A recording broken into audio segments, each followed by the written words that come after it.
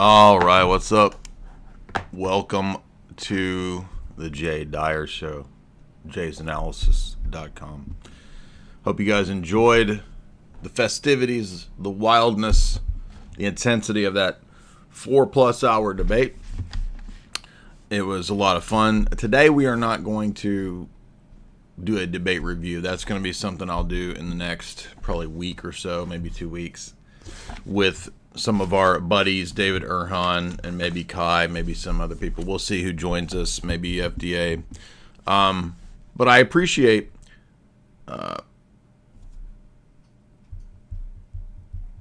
the end of the debate because if you did watch all the way to the end, the post-debate banter that did make it onto the stream, I appreciate Tim conceding the filioque part. Of course, I think he didn't win any of the parts. In fact, he also admitted that he was mixed up privately to me on universal ordinary magisterium after the debate. Would have been nice if he had admitted that during the stream, but I'll take what I can get, so I appreciate him conceding at least the filioque part. But I don't think that any of the other parts were justified or vindicated either from his vantage point. For one, because, of course, simply reiterating the papal interpretation of the passages in the Bible doesn't prove that Jesus established the papacy in the sense of what Vatican I mandates Roman Catholics and the world to believe the papacy is, and to believe that that's what was established early in the first century. In other words, Satis Cognitum specifically says that the Vatican I idea of the papacy is not new, but was what was set up at the beginning. And I don't think he demonstrated that because he can't. It's similar to the exact same discussion that I had with his brother. If you don't remember, we did do a debate with his brother Dave Gordon. And the progress of that debate was very similar. I always forget the name of this. Shit, what is the name of that debate? I can never find it because it's on a weird channel. I'll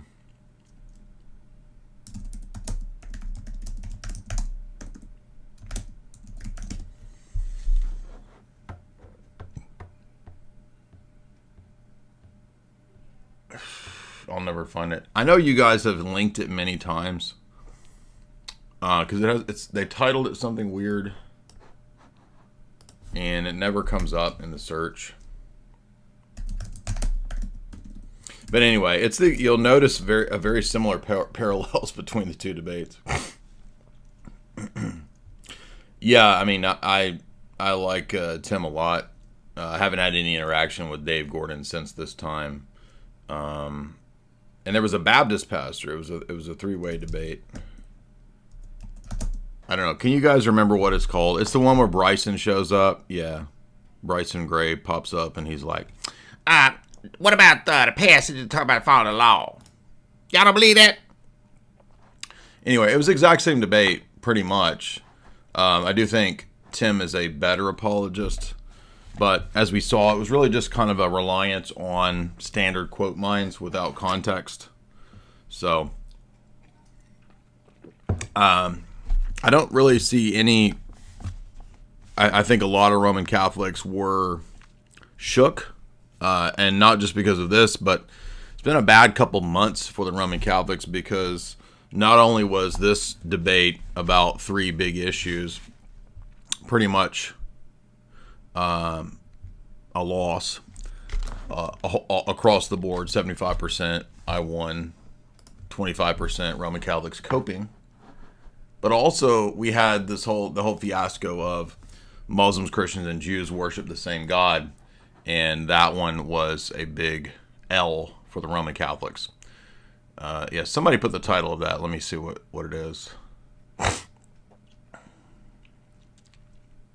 Yeah, we're not going to do a debate recap in review right now because I'm going to save that for doing it with Lewis and Kai. I just saw somebody put the title of the debate in there. Now I can't find it. There it is. Orthodox Catholic Theology. Dr. Easley. I can never remember that boomer's name. He was like the most smug dude ever, though. That was funny. Yeah, if you watch this debate, you'll notice Roman Catholics pretty much run a script. Okay, and see, it still doesn't come up. It's because they title it something different on YouTube.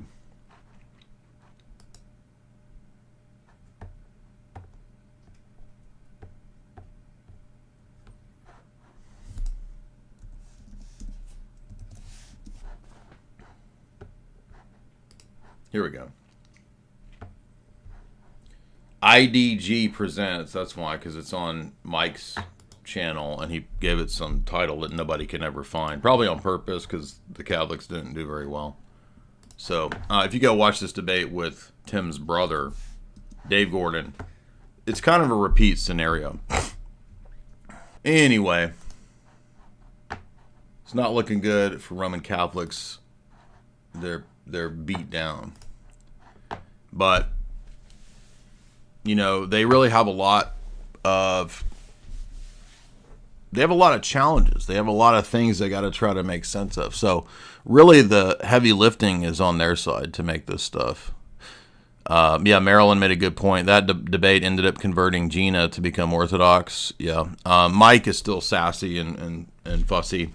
He talks a lot of shit, and he won't come debate, so I ended up blocking him, and he's still mad but it's like, dude, you just talk shit and you don't do anything about it. Like, what's the point of interacting? But today we're going to start with some other stuff. One of the things that came up, I'm aware that Nick has mentioned the debate. I saw the clips. Yeah, you guys that anytime somebody mentions me, 50 people send me the clips. I'm aware. You know, when people keep mentioning me and saying stuff, I assume they're looking for a debate. I assume they're looking for something, kind of interaction.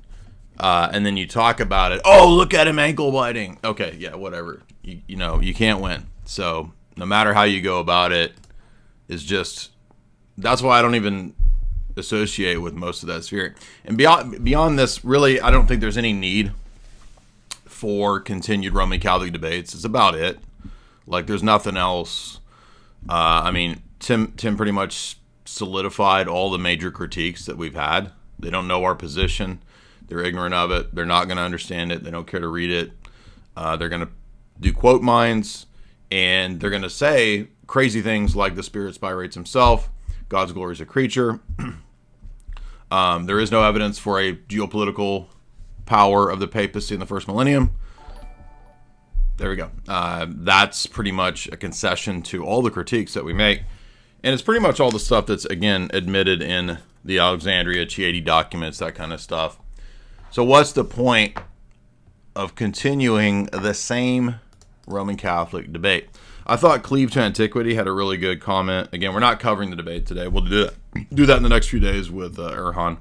Cleave to Antiquity had a pretty good comment that a lot of Roman Catholics just assume between the two positions that Protestant Catholics have a better argument against Protestants, and they become low information converts. And then they kind of get in this rut where they just kind of spin the wheels when any significant challenges are brought to Orthodox, and it just ends up being quote mines, Maquis, submit to the papacy, Jesus established a papacy. It's like, I don't care what contradictions or problems happen within the last 2,000 years, Jesus established the papacy. So they have a sola scriptura mindset about defending the papacy from the text of Scripture, which is odd because they should understand that it's the tradition of the church that interprets the text, as they always tell the Protestants. But when it comes to debating with the Orthodox, we're going to try to go sola scriptura, prove the papacy from the text of Scripture. But the text of Scripture don't teach the Vatican I view of the papacy. And that's what he needed to demonstrate, because that's what you're bound to. You're not bound to the idea of a papacy that you then, as a Roman Catholic, interject into it whatever ideas and positions you think it is. You're bound to the dogmatic definitions of the Roman Church itself, about itself, and about its understanding of the text. That's what he needed to demonstrate, not the eisegesis of reading today's or Vatican I's interpretation back 2,000 years into those texts. That's what was, I think, the biggest fail. He would have done a lot better too. Again, that's the last thing I'm going to say, and then we're going to say when we're going to move on. We're going to do this real review later this week. I don't want to spoil too much of the comments afterwards. There's a million clips going up, which is great. I've sent Tim links, articles, books for 5 years. So the first time I talked to Tim and we discussed doing this debate was 5 years ago. And it's very similar to other Roman Catholics who have disagreed with me on this topic. If after and I understand Tim has a large family, he's very busy. 5 years. If after 5 years they're not going to read our material, there's no point in doing the debate, because it's just doing it for, promoting Catholicism, promoting the channel. I don't fault him for wanting to promote his position and promote his channel. I'm just saying, it would be a much better debate if you had actually read the source material. Number one, from the Cappadocians. Number two, from our secondary theologians or academics that are neither Roman Catholic or Orthodox, or Sashensky, who went from Catholic to Orthodox. But, he's busy. He's got his own. Okay, but I understand you're busy, but if you're going to agree to a debate and you want to understand the position, and I've sent you the links in the books for 5 years, you should have done it. So,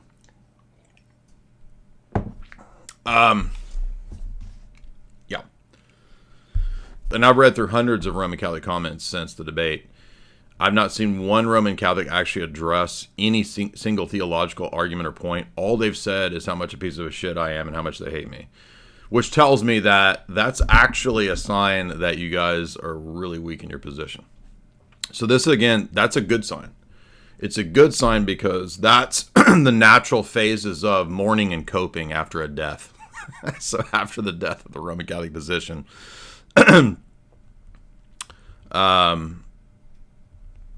Buddy P 200 ARS, which is always like 20 cents. Congratulations on the win. It was a decisive victory over Gordon. People always police the tone, but this is when others are bad faith, evasive, and constant with straw mans.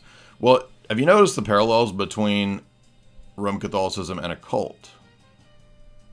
It is a cult. That's why there's the reaction that we see to where I'm not interested in the information. I don't want to deal with it. I'm going to bypass all that. You're a bad person. Thus, it's a lazy, easy way for me to feel good about myself and not have to worry about anything that you said. It's the classic, right? I'm a bad person. Fine. I'm the worst person. How is any of that going to solve the arguments and the challenges to the position? Oh, it's not la, la, la, la, la, la, la, la, la, la. That's what Cleaves to Antiquity said. He's absolutely right. When you bring the challenges and the problems to the low information converts, low information, it's very effeminate. Exactly. Well, a lot of these people are gay, so yeah, of course it's effeminate. The tactics seem to be forgiven when you have a quote calm demeanor. Yeah, so you can lie and be evasive, and that's okay. But if you're aggressive, even if you're right, you're bad. Yeah, exactly. I mean, on a personal level, Tim's always been cool. We get along great. We went out to dinner the next day. I took his family out to barbecue, and we ended up getting caught in a rush of people, so we had to sit there and talk for about an hour. And then there's a storm came, and the order got delayed because it was massive, like lunchtime. So we ended up having to wait another 2 hours to eat. So I spent basically all day with Tim yesterday during the day. So I hung out with him and his family again. We've done this before. We always go out to barbecue. And we get along fine. We have a great rapport, conversation. I just don't think that when it comes to these topics, first of all, I don't think there's any incentive really for him to want to understand the Orthodox positions. Like it's too much of a massive crushing blow if your identity is wrapped up in Rome to really commit years of reading Orthodox material. And that's kind of, unfortunately, what it takes. If you actually want to understand the Orthodox position, it's going to take time. Like, you're not going to solve these issues by reading a Catholic Answers, quote mine, and an Orthodox, quote mine. They're really complex issues. That's why I try to take it into, like, the most non-complex, kind of clear stuff. Like, it's really hard to demonstrate to most people that Jesus set up a spiritual pastor who's also a world emperor with standing armies. That's difficult to demonstrate because it's crazy. And they know that. And that's why I think it's one of the strongest arguments, because not only was it not there in the first 1,000 years, and it's backed up by forgeries, admittedly, in the second millennium, it's now no longer part of their faith and dogma stuff. You don't have to believe that anymore. In fact, Vatican II rejects this idea. So that's really hard to make sense of, and that's why he has to hand wave it and say it's a discipline. It's about faith and morals and salvation. That's not disciplinary if it's literally a dogma necessary for salvation according to Unum Sanctum, and then for the next 900 years. And why would this not be true in the first 1,000 years?